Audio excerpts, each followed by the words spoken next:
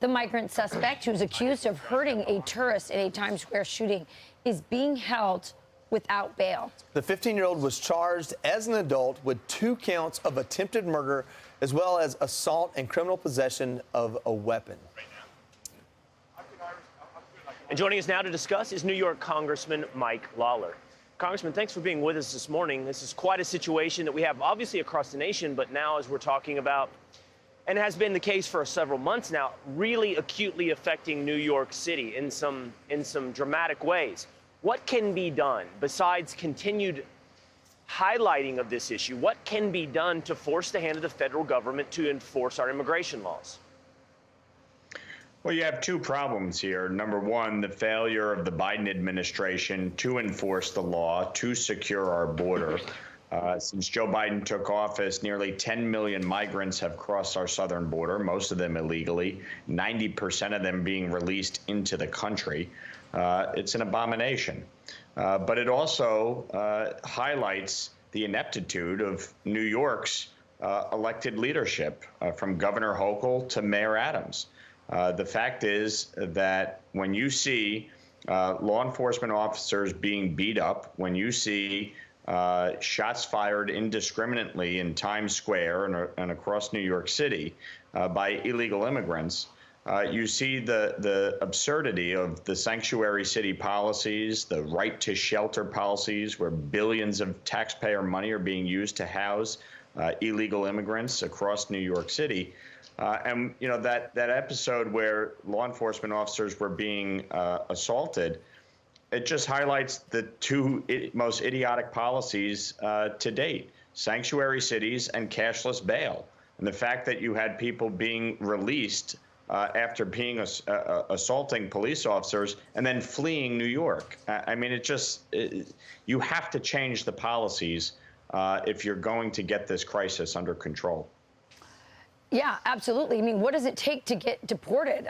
Just in the last couple of weeks, 150 Democrats voted against deporting illegals with DUIs. So for most Americans looking at this, Congressman, they just don't get how this works. I mean, if you hit a police officer, if you shoot at people, if you are driving drunk, that should be grounds for being deported. You should be deported anyway because you're here illegally, let alone you're committing these crimes. Meanwhile, in the House right now, because you guys voted to take out George Santos, the balance of power in the House is now Democrats 212, Republicans 219. You now have a special election coming up between Tom Suozzi, a Democrat, and Mazie Milasa Phillip, and it's a very close race. You also have that vote, Congressman, regarding whether to impeach Secretary Mayorkas or not.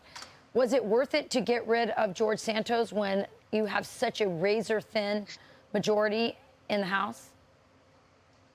Well, respectfully, George Santos got rid of George Santos. His conduct was unbecoming of a member of Congress. He was unfit to serve. And when you have his treasurer pleading guilty to the underlying crimes in which he defrauded not just voters, but donors, stealing tens of thousands of dollars from them and moving these funds to his personal account, I'm sorry, he was not fit to serve as a member of Congress. Yes, it reduced our majority by 1. But that's not the reason by which the Mayorkas vote failed the other day. Steve Scalise will be back this week. We will have another vote, and the impeachment of Secretary Mayorkas will pass. With respect to the special election on Tuesday, this special election will be a harbinger of what's to come this fall. When you look at all of the polling, the issues are very clear. People are furious about what's happening at the border. They're furious about crime in the streets, and they're furious about the Biden economy. People are fleeing New York because they can't afford to live here anymore. And so these are the 3 issues that, you know, have been the focal point of this special election. Tom Suozzi is trying to backtrack on his previous position of kicking ICE out of Nassau County when he was county executive, and now claiming he's going to do something about the border.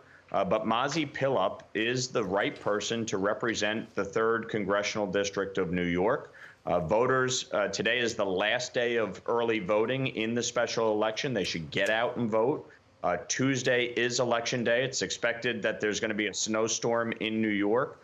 And so we want to make sure everybody gets out and votes for Mazi Pilip on the Republican and conservative lines on Tuesday so that she can join us in Washington, cement our majority, and fight with us to get SALT tax relief, to get a secure border, to focus on the issue of affordability, and to hold this administration accountable for its failures on so many levels.